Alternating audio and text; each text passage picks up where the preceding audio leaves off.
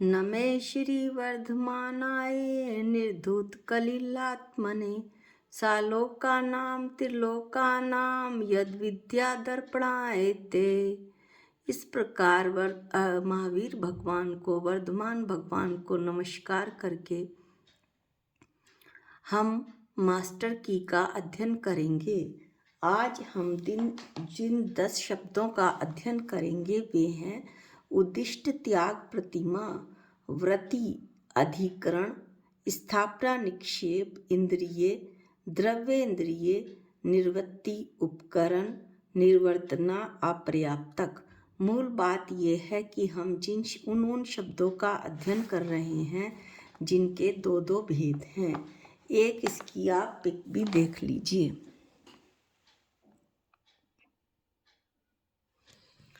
अब जो पहला शब्द आता है वो है उद्दिष्ट, त्याग, प्रतिमा।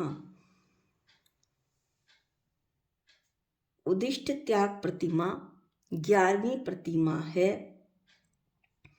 जो घर को छोड़कर मुनि के आश्रम में जाकर गुरु के सानिध्य में 11वीं प्रतिमा के व्रत लेकर तप आदि करते हैं और संग में रहते हुए भिक्षावृत्ति से आहार लेते हैं, कौपीन और खंड वस्त्र धारण करते हैं।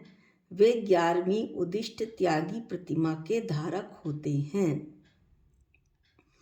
इनके दो भेद हैं, क्षुल्लक और ऐल्लक। क्षुल्लक जो होते हैं वो कौपीन और खंड वस्त्र धारण करते हैं और ऐल्लक मात्र कौपीन ही रखते हैं। ये दोनों ही उपासक कहलाते हैं। अगला शब्द है व्रति, और व्रति के दो भेद हैं, अगारी और अनगार। व्रति अहिंसा आदि व्रतों से जो युक्त है वह व्रति कहलाता है। व्रति के दो भेद हैं, अगारी और अनगारी। पहले वे जो घर से निवृत्त होकर संयत हो गए और दूसरे जो गृहस्थ में है संयत असंयत। हम इन्हें इस प्रकार भी कह सकते हैं कि जो महाव्रतधारी मुनि महाराज होते हैं वो अंगार कहलाते हैं और जो अणुव्रती होते हैं वो आगारी कहलाते हैं। इस प्रकार व्रति के दो भेद हुए, अनगार और अगारी। महाव्रतधारियों को अनगार कहते हैं और अणुव्रतियों को अगारी कहते हैं।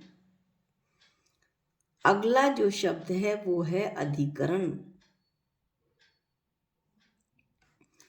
आश्रम के अधिकरण आधार साधन से आश्रम में अंतर पड़ जाता है। इसको उदाहरण की सहायता से समझाते हैं। जैसे दो प्राणी हैं जो छूकर जान रहे हैं, उनमें एक इंद्रिय है और दूसरा पंच इंद्रिय। यद्यपि इन दोनों की क्रिया एक है तथापि आधार भेद से आश्रम में भेद हो जाता है और न्यून अधिक कर्मबंध होता है। एक इंद्रियों को न्यून कर्मबंध होगा और पंच इंद्रियों को उससे अधिक होगा। यह जीव अधिकरण का उदाहरण है। अधिकरण के दो भेद हैं, जीव अधिकरण और अजीव अधिकरण। अब अजीव अधिकरण का उदाहरण सुनिए। इसी प्रकार अजीव अधिकरण में प्रथम दिन एक मनुष्य को उग्र अस्त्र दिया गया है और दूसरी दिन मामूली, जिससे पहले दिन उसका हिंसा करने का भाव द्विगुणित हो गया और दूसरे दिन वह भाव मंद पड़ गया। ये अजीव अधिकरण का उदाहरण है। अब अगला शब्द है स्थापना, निक्षेप। धातु, काष्ठ, पाषाण आदि के चित्र या मूर्ति तथा अन्य पदार्थ में यह वह है। इस प्रकार कल्पना करना स्थापना निक्षेप है। स्थापना निक्षेप दो प्रकार का होता है, तदाकार और अतदाकार। उसी आकार वाले में उसी आकार वाले की कल्पना करना तदाकार स्थापना कहलाती है। जैसे इंद्राकार मूर्ति में इंद्र की कल्पना करना, अनंत भगवान की प्रतिमा में अनंत भगवान की कल्पना करना, भिन्न आकार वाले पदार्थ में भिन्न आकार वाले की कल्पना करना अतदाकार स्थापना कहलाती है। जैसे शतरंज की जो मोहरें होती हैं उसमें बादशाह वजीर वगैरह की कल्पना करना अतदाकार स्थापना है। इस तरह से स्थापना निक्षेप के हमने दो भेद पढ़े, तदाकार और अतदाकार। अब अगला शब्द है इंद्रिय। इंद्रिय के कई परिभाषा हैं, उसमें से पहली परिभाषा है आत्मा के कार्य करने के दरवाजे को इंद्रिय कहते हैं। दूसरी परिभाषा है इंद्र अर्थात आत्मा की अर्थात संसारी जीव की पहचान कराने वाला जो चिन्ह है उसे इंद्रिय कहते हैं। तीसरी परिभाषा है इंद्र की भांति जो अपने अपने विषय के ज्ञान कराने में स्वतंत्र निमित्त है, वे इंद्रिय हैं। इंद्रिय के भी अब दो भेद हैं। अगला छठा शब्द पढ़ रहे हैं हम, द्रव्य इंद्रिय। इंद्रिय के दो भेद हैं, द्रव्य इंद्रिय और भाव इंद्रिय। आत्मा की क्षापशम रूप शक्ति भाव इंद्रिय कहलाती है और भाव इंद्रिय की जानन रूप क्रिया में जो सहायक होती है सो द्रव्य इंद्रिय कहलाती है। इसके बाद हम द्रव्य इंद्रिय पढ़ेंगे। इसके दो भेद हैं, निर्वृत्ति और उपकरण।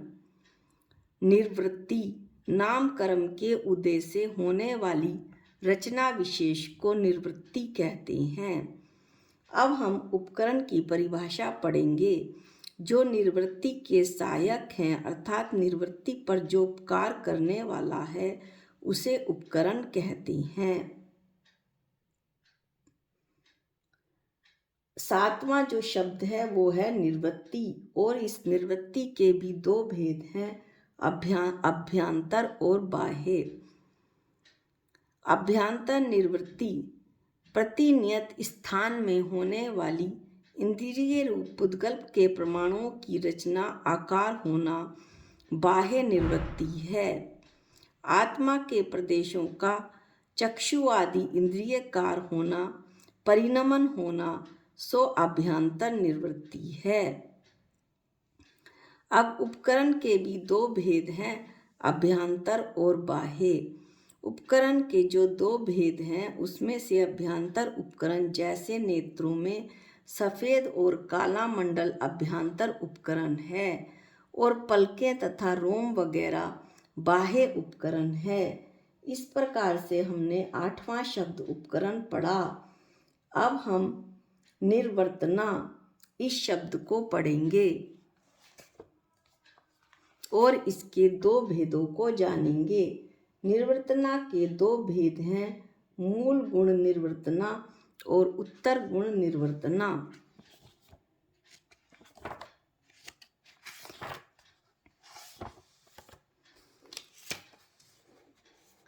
निर्वर्तना की परिभाषा सुने। उत्पन्न करने, रचना करने अथवा बनाने का नाम निर्वर्तना है। इसके दो भेद हैं, जैसा अभी बताया, मूल गुण निर्वर्तना और उत्तर गुण निर्वर्तना। मूल गुण निर्वर्तना शरीर, वचन, मन और श्वासोच्छ्वास की पुद्गल द्रव्य की रचना होना, यह अंतरंग साधन रूप से जीव की शुभ अशुभ प्रवृत्ति में उपयोगी होता है। ये तीनों ही शरीर, वचन, मन और श्वासोच्छ्वास जीव की शुभ अशुभ प्रवृत्ति में निमित्त पड़ते हैं। अब है उत्तर गुण निर्वर्तना। पुद्गल द्रव्य की लकड़ी, पत्थर आदि पर चित्र आदि बनाना या उनकी मूर्ति बनाना ये बहिरंग साधन रूप से शुभ अशुभ प्रवृत्ति में उपयोगी होता है। इस तरह से हमने निर्वर्तना के 2 भेद पढ़े। अब हम अगला शब्द पढ़ेंगे अपर्याप्तक। अपर्याप्तक के भी 2 भेद हैं, निर्वर्त्य पर्याप्तक और लब्ध्य पर्याप्तक। अब हम अपर्याप्तक की परिभाषा पढ़ते हैं। जिसकी शरीर पर्याप्ति पूर्ण नहीं हुई है उसे अपर्याप्तक कहते हैं। अपर्याप्तक के 2 भेद होते हैं, जैसे अभी बताया। निर्वर्त्य पर्याप्तक, इसकी परिभाषा है जब तक किसी जीव की शरीर पर्याप्ति पूर्ण तो ना हो लेकिन नियम से पूर्ण होने वाली हो, तब तक उस जीव को निर्वर्त्य पर्याप्तक कहते हैं। इसी का दूसरा भेद है अपर्याप्तक का लब्ध्य पर्याप्तक, जिसकी एक भी पर्याप्ति पूर्ण ना हो तथा श्वास के 18वें भाग में ही उसका मरण होने वाला हो, उसको लब्ध्य पर्याप्तक कहते हैं। इस प्रकार से आज हमने 10 शब्दों का अध्ययन किया। अगले वीडियो में हम अगले 10 शब्दों का अध्ययन करेंगे। अभी हमारे यही शब्द चल रहे हैं जिनके की 2-2 भेद हैं। निज निधि निज में बताई ये अनंत उपकार है, इसके लिए जिन वाणी माँ को वंदना अनंत बार है, वंदना अनंत बार है। सबको जय जिनेंद्र।